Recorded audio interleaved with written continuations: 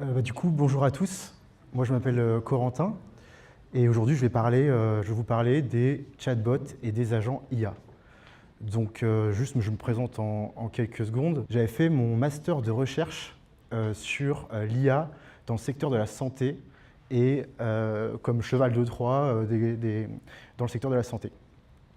Et à l'époque, l'IA m'intéressait déjà énormément. Et quand j'avais proposé mon sujet de mémoire à mon directeur de mémoire, il m'avait dit en fait, le problème, c'est que derrière, vous aurez pas de financement, il n'y a pas d'intérêt, et donc pas d'argent et pas d'intérêt. Donc je me suis dit, de toute façon, moi, ça m'intéresse l'IA, je vais faire mon mémoire, et après, je vais voir ce que je peux faire. Donc j'ai fait du freelancing classique sur l'automatisation, un petit peu de... J'ai fait vraiment du boulot, mais on va dire en tant que freelance basique, sans toucher au code. Donc vraiment sur des outils no-code à l'époque, il n'y avait pas du tout d'IA. Et quand ChatGPT 3.5 est arrivé, pour moi c'était une révélation. Donc depuis ce moment-là, j'ai complètement tryhard le truc. Et le premier use case, donc aujourd'hui je vais surtout vous parler de use case, c'est-à-dire de cas concrets d'entreprises avec lesquelles j'ai travaillé. Donc ça fait 3 ans que je travaille avec environ une quinzaine d'entreprises sur une trentaine de projets différents. Donc dans des secteurs très variés, avec des petites, des moyennes et des grandes entreprises. Donc moi qui ne viens pas du milieu de la tech, je vais vraiment vous partager mon retour d'expérience plutôt focusé sur les usages. Donc c'était quoi les besoins des entreprises, comment j'y ai répondu, comment ça s'est passé et comment ça s'est traduit techniquement avec des outils de no-code et de low-code. Et je vais vous parler du coup de l'évolution, de comment on passe de chatbots un peu nuls qui répondent mal. On a tous eu des expériences comme ça, on va sur un site, on pose une question et le truc qui répond à côté. Et à maintenant des agents qui font quand même des trucs assez dingues et qui répondent correctement, c'est ce qu'on leur demande. Donc je vais d'abord définir les termes. Donc un chatbot, c'est quoi? En fait, si on repart vraiment du début, c'est une question, une réponse. Franchement, je ne sais pas si vous connaissez ce petit personnage. Pour ceux qui étaient en 90, c'est ce qui nous servait à nous divertir pendant les heures d'Excel ou de Word. Et pour moi, c'est un peu ça, quand je pensais au chatbot, c'était ça. Une question, une réponse. Et puis déjà, on était assez fascinés à l'époque. On pensait à un personnage un peu original, et puis en quelques questions, Akinator, il arrivait à trouver la réponse. Donc c'était déjà un truc de fou. Et en soi, c'est déjà ça, un chatbot. Il y a une question, une réponse, un input, un output, et on dialogue comme ça jusqu'à avoir notre solution. Donc déjà, c'était fascinant. Maintenant, comment on définit un agent IA? Alors tout le monde a sa petite définition. Moi, elle est plutôt basique, comme vous pouvez voir. C'est un chatbot qui fait des trucs. Et en fait, les trucs, ça peut être super large maintenant. On peut connecter à Notion, on peut connecter à Make, à WhatsApp, à LinkedIn, rédiger des rapports, envoyer des mails, connecter à des bases de données. Donc c'était un peu des compétences qui étaient réservées à la tech avant. Et maintenant, on peut créer des agents qui sont connectés à tous les outils via des API en faisant du no-code et du low-code. Et donc c'est ça que je vais vous montrer à travers différents cas d'usage. Donc l'usage, pour moi, c'est le plus important. C'est à quoi ça sert et pour qui. Donc là, je vous ai listé quelques cas d'usage, mais en fait, quand on regarde dans la pratique, il y a quasiment autant de cas d'usage que d'entreprises. Et même au sein des entreprises, il y a des cas d'usage qui se dégagent presque semaine après semaine. Donc en fait, aujourd'hui, on explore à peine le début du commencement des usages de l'intelligence artificielle. Moi, au sein des différentes entreprises avec lesquelles j'ai bossé, c'est fascinant comment chaque semaine, peut-être pas chaque semaine, mais chaque mois, il y a des nouveaux cas d'usage qui se dégagent et on discute ensemble de est-ce qu'il est intéressant, pertinent, à quoi ça sert, combien ça coûte, combien de temps de développement, etc. Donc en fait, ce qui est super intéressant là-dedans, c'est qu'on est en phase d'exploration. Il y a énormément de choses à faire encore et ce qu'on voit le plus souvent qui est montré dans des vidéos sur YouTube, etc., c'est vraiment une petite partie de l'iceberg des cas d'usage. Donc moi, je vais vous en montrer aussi une petite partie, mais j'espère que ça pourra vous inspirer aussi à d'autres cas d'usage et peut-être on pourra lancer des discussions là-dessus. Alors ouais, moi aussi, je vais vous poser 3 questions. Je ne vais pas vous faire lever parce qu'il est tard, on est fatigué. Je vais juste vous faire lever la main.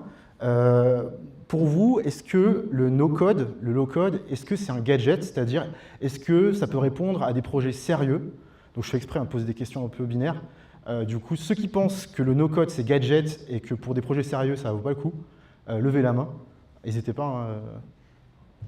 Ok, un petit 30%. Et qui pense que... oui, qu'est-ce qui pense que... J'ai fait mon truc trop petit là, j'ai trop raccourci mon idée là, c'était quoi de nouveau dans... C'était quoi de nouveau? Qu'est-ce que je voulais dire par là? Bon, peu importe. Le grand remplacement, bon, c'est une question un petit peu polémique, pas celle que vous pensez, mais c'est sur le fait, est-ce qu'on va tous être remplacés par l'IA ou pas? C'est un truc qu'on entend très souvent. Alors là, je vais vous poser la question de la même manière, de manière binaire. Pour vous, est-ce qu'on va tous être remplacés par l'IA? Ceux qui pensent qu'on va tous être remplacés, lèvent la main.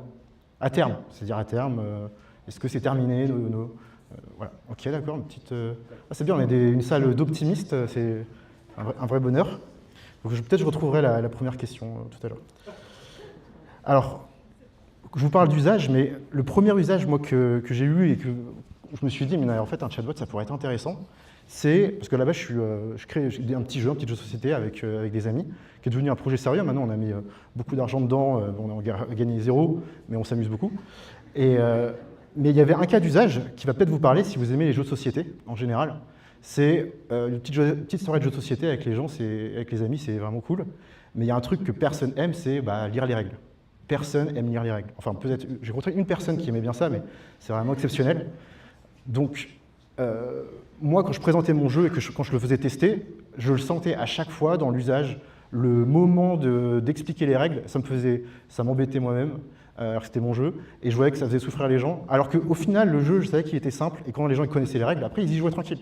Donc je me suis dit, mais comment... Et puis surtout, il y avait un problème, c'est que dans les livrets de règles, on n'a pas envie de se taper un livre de 40 règles, ça fait peur en fait, alors que des fois on a des questions qui sont très spécifiques. Et c'est là où l'IA devient incroyable, c'est que ça permet de répondre à la question qu'on n'avait pas dans le point de règle et que les créateurs n'avaient pas envie de mettre dans le point de règle parce que ça encombre le livret de règles qui est déjà costaud. Donc ça c'était le premier cas d'usage. C'était créer un chatbot d'aide pour les joueurs en ligne, ils se connectent, ils ont une question, ils répondent. Je vais vous faire une petite démo tout à l'heure, en 2 secondes. Et je vais vous montrer maintenant même. Hop. Ouais, c'est le premier cas d'usage, donc ça se présente comme ça, avec le livret de règles d'un côté. Voilà, on peut consulter, etc. C'est cool. Tout ça, c'est sur WordPress, hein, c'est rien. Voilà, il y a un petit message au début qui arrive, qui dit en ouvrant une porte dérobée, vous tombez sur Cavaillès en train de tatouer un symbole rénitant sur l'avant-bras du... Bref, ça met dans l'histoire. Donc c'est un jeu qui parle de la singularité technologique, où une IA, donc c'est créé il y a 8 ans, une IA qui va arriver, qui va prendre le pouvoir, etc. Et des héros doivent lutter contre elle. Mais moi, en fait, c'était juste histoire de rendre les règles un peu moins boring, ennuyeuses. Donc là, je vais poser une question, par exemple, explique-moi le jeu. Explique-moi le jeu. Alors je vais faire plein de démos.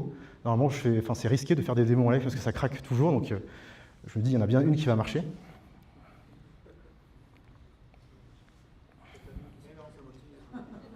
Si, là, je crois en Cavaillès. Le dieu de la démo tranché? Non, pas possible.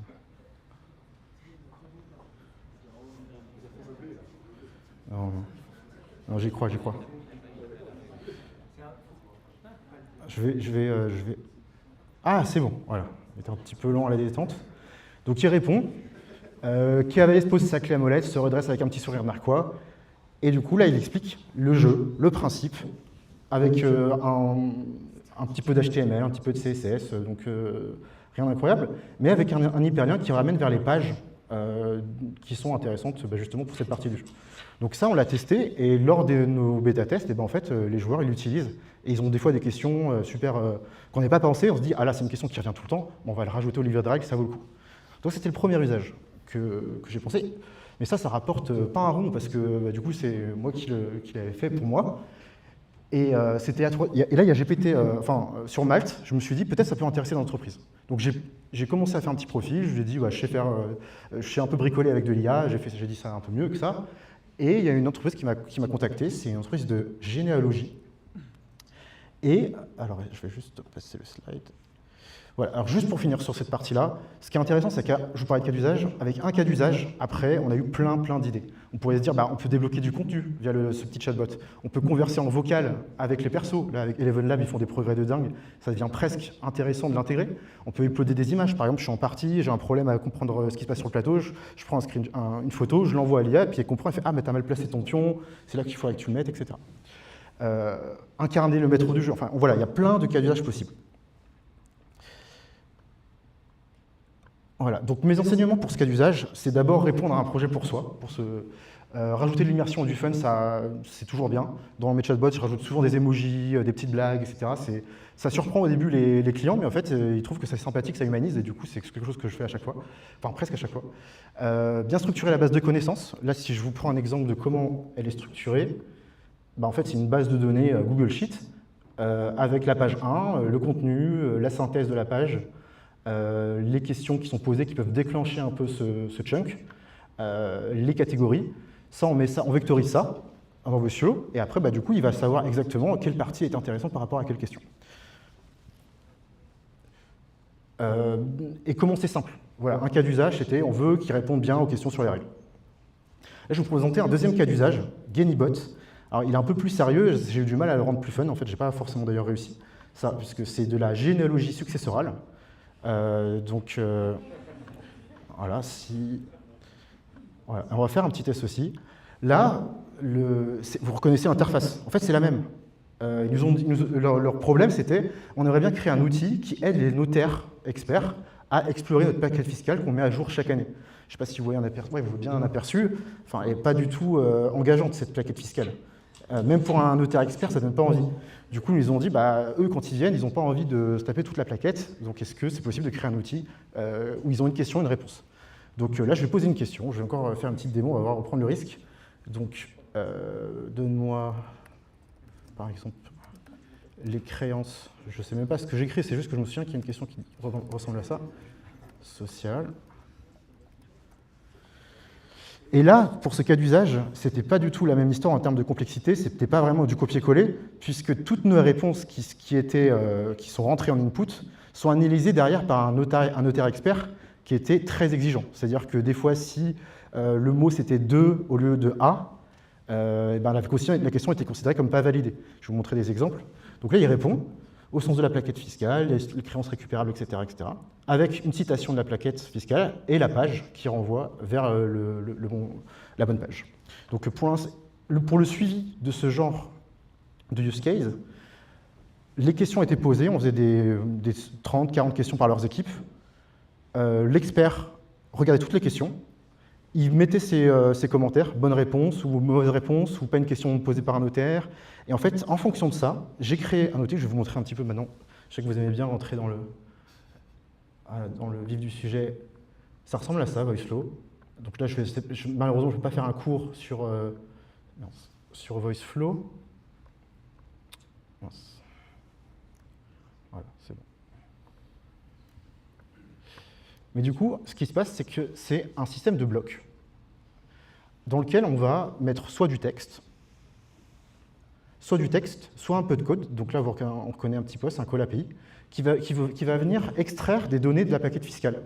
Exactement comme j'ai fait pour le jeu, j'ai décomposé la plaquette fiscale en plein de pages que j'ai décrites entièrement, dans laquelle j'ai mis des catégories, et j'ai mis des critères de décision. Là, c'est un premier bloc qui va juste classifier la question. Est-ce que la question elle est pertinente ou pas? Et on a fait plein de critères qui fait que la question est pertinente ou pas. Ça évite ensuite d'emmener l'utilisateur et de consommer plein de ressources, parce qu'on va voir qu'après, ça consomme beaucoup de ressources, parce que sa question est mal formulée. On s'est aperçu que la majorité des fois où GeniBot répondait mal, c'est parce qu'en fait, la question était mal formulée. En fait, les gens, ils ont l'habitude de parler un peu comme ils parlent à leurs potes, sauf que ça, c'est pas du tout précis pour une IA. Du coup, on a mis des critères d'une bonne question, et quand ça ne répond pas aux critères, c'est disqualifié poliment, et on lui dit, bah voilà, ça serait mieux de formuler cette question comme ça. Si on va faire un petit test, si on dit la recette. Attends, je vais recommencer au cas où.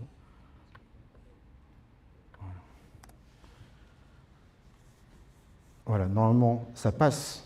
Voilà, question non valide. Ça donne une explication parce qu'on a besoin de comprendre aussi pourquoi ce n'était pas valide. Ça propose une reformulation appliquée au use case. Donc voilà pour sur le deuxième use case.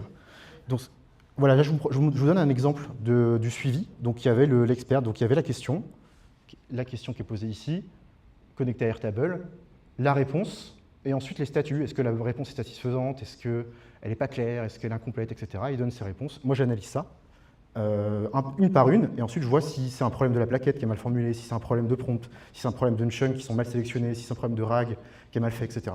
Donc c'est assez long. Mais maintenant, on arrive à, donc là, je n'ai pas le tableau ici, mais on arrive à 95% de bonnes réponses pour des questions qui sont très, très techniques. Donc c'est quand même très satisfaisant. Donc moi, les enseignements que je tire de ça, c'est templétiser, c'est intéressant. Parce que du coup, on peut avoir un truc à montrer, on dire, ah bah ça peut être intéressant pour vous d'avoir cette interface. Ça a des limites, mais ça fait gagner du temps. Un autre enseignement, c'est travailler avec un expert du métier. Moi, j'y connaissais rien en généalogie, donc là, heureusement, il y avait une personne qui était dédiée 1 à 2 heures par semaine pour analyser les réponses, me faire des retours, et c'est quelque chose que j'aurais jamais pu faire tout seul. Il fallait quelqu'un expert dans le métier, qui connaît exactement l'usage, la réponse en output qu'on veut, qui me dit bah, c'est bon ou c'est pas bon. Limiter les compétences de l'agent, ça c'est quelque chose que maintenant je fais dans tous les agents, c'est-à-dire pour que ça ne parte pas en live quand les gens discutent avec, et que ça ne consomme pas toutes les ressources pour des petites questions qui sont mal formulées, et bien juste on prend en compte un petit cerveau de décision qui va dire c'est une mauvaise question, et hop, ça boucle sur un modèle qui coûte pas cher, et ça répond et ça reformule. Et là, ça m'a enseigné dans ce que jusqu'à c'est la rigueur absolue dans l'input et dans l'output. Voilà. Maintenant, je vais vous parler d'un troisième use case. Donc c'est vrai que je vais enchaîner sur les use cases pour vous montrer à quel point ça peut être diversifié. Donc ça, c'est une entreprise, pour ceux qui connaissent, de téléphonie mobile. Ce qui est intéressant, c'est quand la personne m'a contacté, Sabrina, ils avaient déjà un chatbot. Ils avaient un chatbot, ils ont tout l'environnement sur Zendesk, c'était il y a 2 ans. Et ils me disent, bah, notre chatbot, il ne marche pas. On a passé énormément de temps avec, et on n'arrive pas à le faire marcher, il répond à côté et tout. Et on dit, est-ce que tu peux faire en sorte qu'on ait un chatbot qui fonctionne, quitte à sortir de l'environnement Zendesk? Donc moi j'ai dit un peu prétentieux oui. Voilà. Et bah, du coup on va le tester ce chatbot sur on-off. Hop. Là si on pose une question, il arrive là.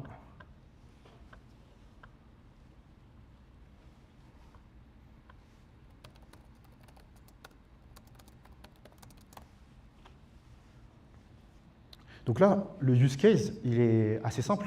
C'est répondre à des questions de FAQ. Ils ont des milliers de questions de FAQ, leur équipe support, elle est surchargée. Donc ils me disent, bah, nous, on a une base de connaissances sur la FAQ dont l'équipe support se sert. Est-ce que c'est possible de le faire intégrer au chatbot pour qu'il réponde correctement? Donc effectivement, c'est possible, c'est ce qu'on a fait. Et pour vous dire un petit peu de quoi on est passé, à quoi ça ressemblait, j'ai recréé un petit peu à quoi ressemblait un chatbot. Ah, merci. Je vous montre un petit peu à quoi ressemblaient les chatbots qui étaient créés à l'époque, avant l'arrivée de l'IA. Donc c'était un peu l'époque NLU. C'était des blocs de décision, des blocs de conditions. Et là, rien qu'en regardant ça, ça donne mal à la tête. C'est-à-dire que je comprends totalement que le projet ait échoué, parce que ça, c'est un enfer à créer, mais c'est un enfer à maintenir. C'est-à-dire que dès qu'il y a une modif à faire, il faut savoir quel bloc dépend de quel bloc, dépend de quelle base de connaissances, etc. Il faut tout segmenter. Et les mecs qui avaient fait ça, ils étaient techniquement bien meilleurs que moi, c'est sûr. C'est juste que l'outil n'était pas adapté à leur use case. Moi, je suis parti, j'ai fait du coup de VoiceFlow. Et ouais, en plus, voilà, je vais vous montrer. C'est vrai que le temps passe vite, donc je ne vais pas vous montrer ce qui ne marchait pas. Mais justement, c'était pour montrer les limites de ce genre de chatbot. Et en fait, maintenant, ce qu'on peut faire avec des outils no-code comme VoiceFlow, c'est créer des blocs qui vont être des mini-agents de décision à chaque fois. Là, par contre, par exemple, on a besoin d'un petit chatbot qui extrait la langue de l'utilisateur. On a besoin d'un petit classificateur qui voit si la personne elle veut juste discuter, dire bonjour et tout. Si elle veut juste discuter et dire des choses qui n'ont pas rapport avec on-off, et ben hop, ça discrimine la question et ça va dans une réponse qui est faite avec un modèle. Donc là, je vais vous montrer. Hop, dans VoiceFlow, ça marche comme ça. On choisit le modèle. Et moi, j'ai pris 4.1 nano. Mais j'aurais eu le choix de prendre d'autres modèles. Je pourrais même GPT-5 nano. Je prends le moins cher parce qu'en fait, là, j'ai pas besoin d'intelligence, très peu. Donc, j'ai envie que ça réponde vite et lui dire bah non, les crêpes, c'est pas le domaine de on-off. Donc, c'est ça. Voilà. Là, on va dans un bloc qui permet d'extraire les bases de connaissances connectées. Donc, comme je vous l'ai montré, c'est la même chose avec tous les articles de on-off. On extrait des chunks et ensuite la réponse qui est rédigée avec un contexte général, des variables de mémoire pour garder la cohérence de la conversation, la question posée par l'utilisateur qui est mise en variable, les chunks qui sont extraits en le contextualisant avec les macros, donc c'est des sortes de templates, et les articles issus de la FAQ. Donc comme ça, on est sûr qu'il n'y a pas d'hallucination, puisqu'on lui dit, donc là on passe par l'API, on lui dit tu vas répondre que sur la base de ces chunks. Donc on est sûr qu'il ne va pas répondre, chercher l'information à droite à gauche. Donc voilà un exemple. Donc ce chatbot,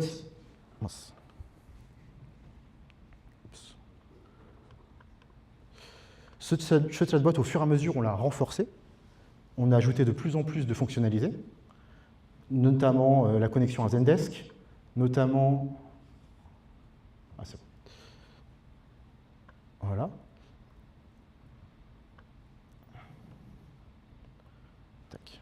C'est bon. Ouais. Voilà, donc on passe des chatbots NLU, un peu complexes, qui font mal à la tête, à des chatbots beaucoup plus fluides, où on peut gérer beaucoup plus d'input et gérer la qualité en fait, des réponses. Donc, on est parti au début d'un chatbot assez simple de FAQ qui répond à des questions de support. Donc là, on arrive... c'était il y a 2 ans déjà. Après, ils m'ont demandé un chatbot reverse bot parce qu'en fait, le week-end, quand les personnes... Parce que le premier chatbot, il envoie des tickets de support. Il crée des tickets de support qu'il prépare en brouillon à l'équipe de support qui va répondre manuellement pour vérifier si ça va être validé, s'il y a besoin d'investiguer plus sur cette question-là. Mais le week-end, ils ne sont pas dispo. Donc, ils m'ont demandé, est-ce qu'on peut automatiser aussi le week-end les réponses? Donc, effectivement, c'est ce que j'ai fait. Et le reverse bot, pour la petite anecdote, il y a un moment, Sabrina m'appelle le lundi, donc on le lance le dimanche, le samedi. Ça tourne le dimanche. Elle m'appelle le lundi, elle me fait « Corentin, on arrête tout. Arrête tout, le chatbot. » Je dis « Il y a un problème, il ne marche pas, il a dit des bêtises. » Et elle me dit « Non, c'est pas ça, c'est que il répond trop bien et on ne sait pas quoi donner à notre équipe de support quand il revient du week-end. » Donc c'était finalement pas qu'une bonne nouvelle, mais je lui ai dit mon but c'est pas de mettre tout le monde au chômage. Elle me dit t'inquiète, nous non plus. Surtout qu'en fait ils s'entendent tous bien, donc en gros l'idée c'est de... Elle s'est dit on va trouver une utilité, et c'est des gens qui connaissent bien l'entreprise, donc on va trouver des usages, des choses à faire à cette équipe de support qui connaît très bien l'entreprise. Et c'est ce qu'ils ont fait au bout de 3 semaines. Elle m'a redit c'est bon, tu peux relancer. Donc ils ont pris ce temps-là pour allouer d'autres tâches plus qualitatives. Et ça a permis, là, le dernier chatbot qu'on a développé avec eux, c'est un travel bot qui est uniquement sur l'application. Ils ont lancé tout un programme d'application où il y a juste un chatbot de support et une personne pour gérer tout le support. Donc c'est comme une entreprise internationale. Donc ce qui est incroyable, c'est que sans ce chatbot travel bot, ça aurait été impossible de lancer un tel projet. Donc je trouve que c'est riche d'enseignements sur le fait qu'il y a des projets qui n'auraient pas existé s'il n'y avait pas l'IA qui pourrait répondre à cet usage. Donc là, depuis 2 ans et demi, on est à plus de 100 000 questions posées, répondues, donc environ 4 000 par mois, 8 000 tickets préparés par l'IA et envoyés aux équipes de Zendesk, 5 000 tickets répondus par l'IA. Et là, vous voyez, j'ai fait exprès de le montrer, c'est le taux de satisfaction client par rapport aux tickets et aux réponses. Vous voyez qu'il y a quand même pas mal de rouge. Donc, en fait, d'ailleurs, il y a plus de gens qui ne sont pas contents des réponses que des gens qui sont contents. Donc, on pourrait se dire, c'est bizarre, ils le laissent en ligne, donc alors que c'est un chatbot, du coup, qui ne marche pas. Et en fait, ils se sont aperçus qu'en analysant les réponses, que c'était soit leur base de connaissances qui n'était pas à jour, soit les informations sur le site qui étaient trompeuses, soit, des fois, ils avaient mis une nouvelle feature, ils avaient lancé un nouveau système de prix, personne n'était au courant, et du coup, les gens posent des questions, on voit plein de questions, et le chatbot, il n'est pas à jour, donc il répond mal. Donc, en fait, ce qui est intéressant là-dedans, c'est que même les mauvaises réponses sont très riches d'enseignements. Donc moi, ce que je retiens de ça, c'est qu'un usage, un agent, donc là, il y avait 3 usages à développer, on a fait 3 agents. L'IA ne remplace pas les humains, elle change les process, c'est vraiment ça que je retiens. Les filtres anti-troll, c'est hyper important. Le nombre de gens qui ont essayé de troller mes chatbots en disant des conneries, c'est vraiment... c'est à chaque fois, en fait. Et c'est rigolo, mais les entreprises trouvent ça moins rigolo. Et l'analyse quali, c'est le fait de pouvoir vraiment, maintenant, grâce aux analyses des conversations, on n'a plus juste un truc de quantitatif, où on avait juste une étoile, 2 étoiles, 3 étoiles, 5 étoiles. Maintenant, on a vraiment un historique de conversation avec une analyse de l'IA qui va dire le client m'a dit ça, je lui ai répondu ça, et voilà comment ça s'est conclu. Donc on peut tirer et améliorer ensuite après la documentation, par exemple. Troisième use case, alors combien on attend On a le temps. Okay. Je vais prendre un troisième use case. Donc, ça, c'est le secret du Siam. Donc, c'est une agence de voyage en Thaïlande. Et... Ah non, on n'a pas le temps. Ah oui, ok. Ok. Alors, je vais vous rapidement conclure en disant que là, ce que vous avez vu tout à l'heure sur les agents avec des petits blocs et tout, maintenant, c'est assez dingue parce qu'on peut créer des global agents. J'aurais bien aimé, j'étais trop long. C'est que maintenant, grâce au Global Agent, donc ils ont introduit le MCP, ça peut parler aux tech. En gros, pour une non-tech, le MCP, c'est un petit bonheur. Ça permet de plus avoir à configurer les API. Les API, c'est ce qui fait connecter les outils les uns aux autres. Là, grâce à ça, on va créer des triggers au sein de l'agent. Par exemple, KB Voyage. Là, se déclenche systématiquement à chaque fois que l'user pose une question sur un voyage, à ne pas confondre avec activité, ou que Sophia doit proposer des voyages. C'est-à-dire qu'en fonction des questions, il sait quand déclencher telle ou telle base de connaissances. Et là, j'ai branché 3 outils, mais en fait, j'ai fait des agents beaucoup plus complexes où il y a 15 MCP branchés avec différents outils qui déclenchent des process, des NUITN, etc. Donc pour moi, c'est ça aussi la révolution qui va arriver, donc je conclus. Donc oui, les échecs aussi, c'est très riche d'enseignement. Là, on va arriver maintenant aux agents qui créent des agents. Donc, je voulais vous faire des mots, mais désolé, j'étais trop long. Maintenant, VoiceFlow a créé une feature qui permet de, avec un prompt, créer toute une architecture d'agents. Donc je ne pourrais pas vous le montrer là, mais ça devient dingue. C'est-à-dire que même ce que j'avais fait et les process que j'avais mis en place et tout, ils sont déjà obsolètes. Maintenant, tout est beaucoup plus rapide. Alors, c'est pas pour autant que, pour répondre un peu à la question, est-ce qu'on va tous être remplacés? En fait, c'est les process qui se remplacent de plus en plus vite. Moi, je vois le travail que je faisais il y a même 1 an, il n'a plus rien à voir. J'amusais à tous les process à les référencer dans un petit Notion, ça ne sert plus à rien. Mais du coup, la clé aussi, c'est de devoir s'adapter. Tous ces process que j'avais mis, ils sont obsolètes. Donc, ouais, l'enseignement majeur en conclusion que je vais vous donner, c'est aujourd'hui, la technique est de moins en moins une barrière. Ce qui était en fait les projets maintenant, à partir du moment où on a une idée, on peut le créer pour beaucoup moins cher, beaucoup plus vite et avec beaucoup plus de résultats.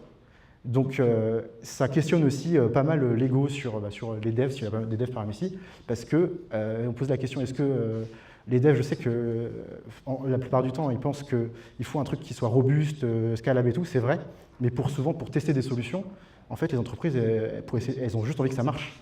Donc aujourd'hui, on peut vraiment tous réaliser les projets qu'on a envie. Donc désolé, ça a été un peu raccourci sur la fin, mais j'espère que vous avez apprécié.